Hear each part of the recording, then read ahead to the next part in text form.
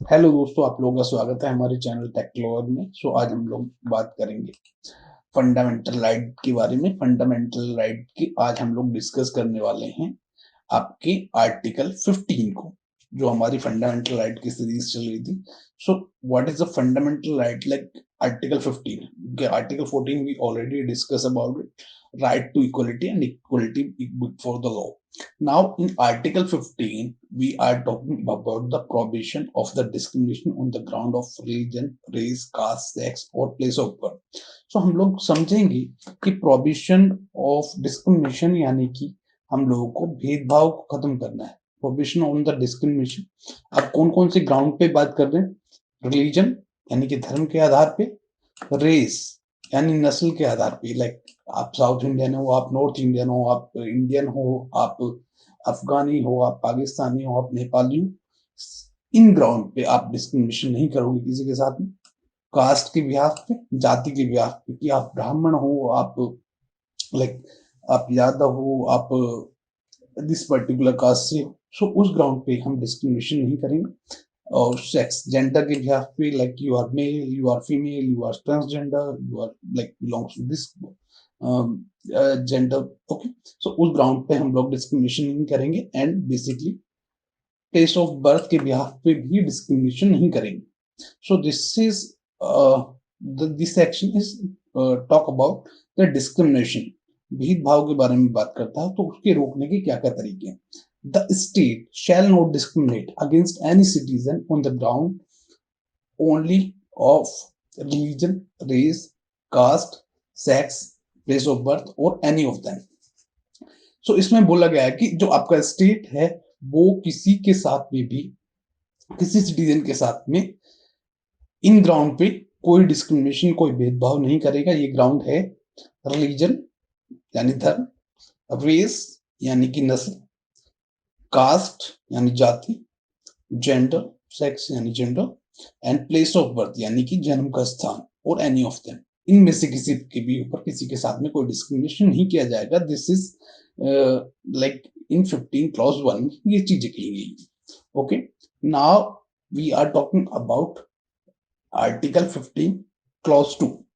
No citizen shall on ground only of religion, race, caste, sex, place of birth, or any of them are subject to any disability, liability, restrictions, or condition with regard to. Clause 2 में क्या बोला गया है कि किसी भी citizen के साथ में इन ग्राउंड पे, रिलीजन के ग्राउंड पे, रेस के ग्राउंड पे, कास्ट के ग्राउंड पे, सेक्स के ग्राउंड पे, प्लेस ऑफ बर्थ के ग्राउंड पे किसी डिसेबिलिटी, लाइबिलिटी या कहीं पे जाने पे रिस्ट्रिक्शंस इन कंडीशन पे नहीं लगाए जाएंगे। इसमें क्या कहा गया है? 15 clause, Article 15 clause 2 subclause A is access to shop, public restaurant, hotel and place of public entertainment. किसी के भी ऊपर इन ग्राउंड पे कि किसी भी पब्लिक शॉप को एक्सेस करने के लिए रिस्ट्रिक्शन नहीं लगाएंगे, पब्लिक रेस्टोरेंट को एक्सेस करने के लिए कोई रिस्ट्रिक्शन नहीं लगाएंगे, hotel and place of public और एंटरटेनमेंट, इनके ऊपर कोई रिस्ट्रिक्शन इम्पोज नहीं की जाएगी। Everybody can use the public restaurants, hotel or public shops. Okay, there is no discrimination, like such people shall not use these things. Okay, now article 15 clause 2 subclause B, to use the well, tanks, bathing ghat, road and place of public resort maintained wholly or partly out of the state funds or dedicated to use of general public. उन्होंने कहा है कि जो घाट है, जो tank है, जो bathing घाट है, जो रोड्स हैं, जो प्लेस ऑफ पब्लिक रिजोर्ट है, वो पार्सली या फुल्ली जो स्टेट फंड से चलते हैं and dedicated to use of general public. उनको भी इस ग्राउंड पे कोई डिस्क्रिमिनेशन नहीं किया जाएगा। All the public can use them without any discrimination. Now we are talking about Article 15 Clause 3. Okay, nothing in this article shall prevent the state from making any special provision for women and children. इस article में क्या है? No, nothing in this article shall prevent the state government. State government को कोई नहीं रोकेगा कोई ऐसी लॉ बनाने से जो कि वुमेन और चिल्ड्रन के वेलफेयर के लिए हो। सो वो इन ग्राउंड पे डिस्क्रिमिनेशन कर सकते हैं, like particularly. So nothing in this article shall prevent the state government for making any special provision for women and children. So इससे स्टेट गवर्नमेंट वुमेन और चिल्ड्रन के लिए स्पेशल लॉ बना सकते हैं. Okay, now we are talking about okay article 15 clause 4.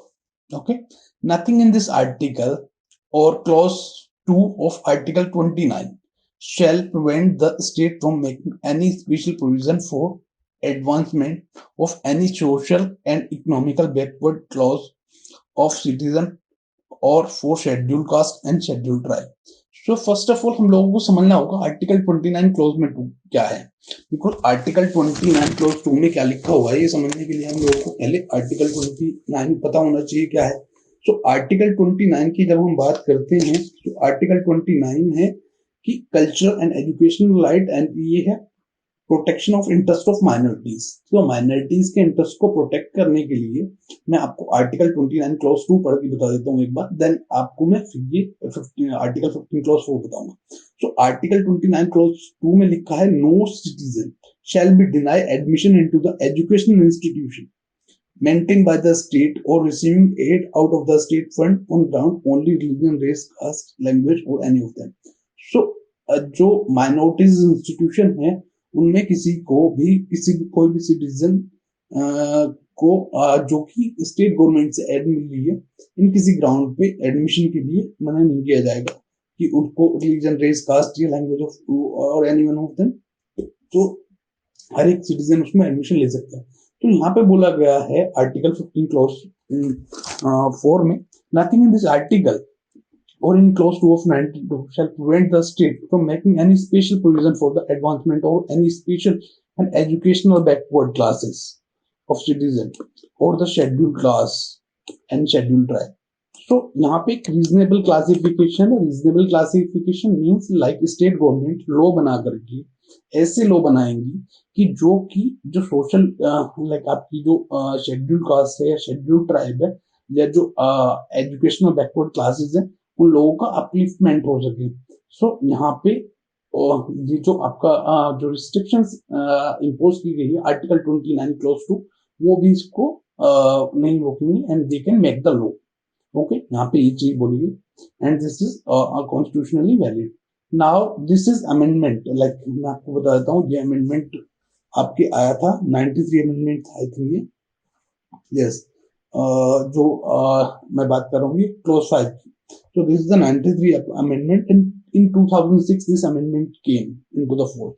So nothing in this article or in such clause G of the clause 1 of the article 90 shall prevent the state from making any special provision by law for the advancement of the socially and educationally backward classes of citizen or for the scheduled caste and scheduled tribe in so forth as such a special provision related to the admission to the educational institution, including private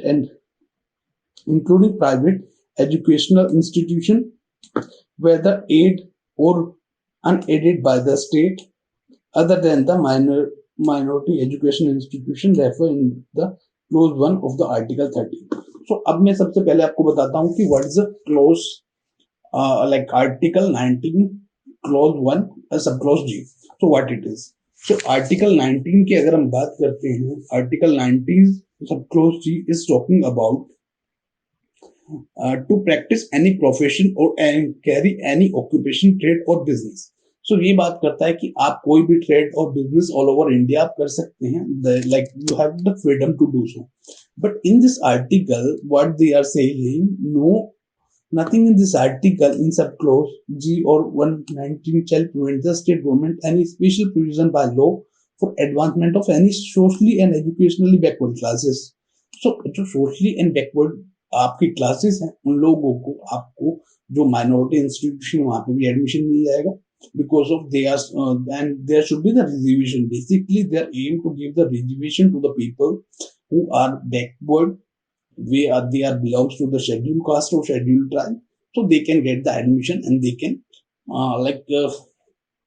come to the society in equal footing. Because they are so backward, they does not have the basic abilities. तो उन लोगों को society में equally लाने के लिए ये amendment लेके आया गया। Okay, this is I think 2006 में अमेंडमेंट आया, 93 अमेंडमेंट था। Now this is the last amendment, this is the sixth amendment which is 103 amendment I think so। हम जो बात कर रहे हैं, yes, article 15 clause 6, right? So this amendment is a 103rd amendment in the constitution and I think 2019 में ये amendment आया। okay, so 2019 में जो amendment आया, let's see what it say। nothing in this article or subclause G of the clause 1 of article 19 or subclause 2 of article 19 prevent the state from making। so इसने बोला कि जो आपका article 19 सब clause 1 सब clause 1 सब clause G, ये क्या कहता है कि आप इसकी कोई भी कहीं पे भी कोई भी ट्रेड कर सकता है, ट्रेड बिजनेस कर सकता है। एंड जो आर्टिकल 29 क्लॉज 2 है, वो बात करता है एडमिशन इन द लाइक जो स्टेट गवर्नमेंट है वो आपका किसी की no citizen shall be denied to the admission into any educational institution maintain by the state और receiving aid out of the state fund on ground only religion, race, caste, language और any of them. So this is article 29 clause 2। So now इन्होंने ये बोला कि any special provision for the advancement of the economical weaker section of the citizen other than the classes mentioned in clause 4 और 5। so जो clause 4 और 5 में classes है, जो schedule tribe है, schedule OBC और other backward classes है, other than that उनके अलावा भी जो special जो आपकी जिनकी economically condition is not good enough, so economically weaker section है जो citizen है और जो इस class को belong करते हैं, उन लोगों को लिए स्पेशल रिजर्वेशन दिया जाएगा।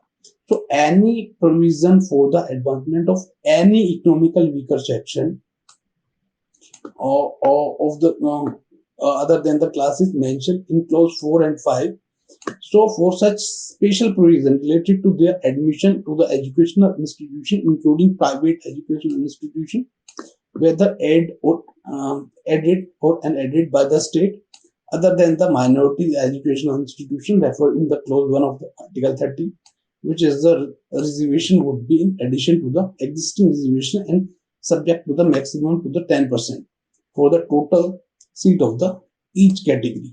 so इन्होंने कहा कि इकोनॉमिकल वीकर सेक्शन को भी 10% का मैक्सिमम आपको रिजर्वेशन देना होगा। so जो आपकी जनरल क्लास है जो कि इकोनॉमिकली वीकर सेक्शन है, now they can also come to the equal footing in the society।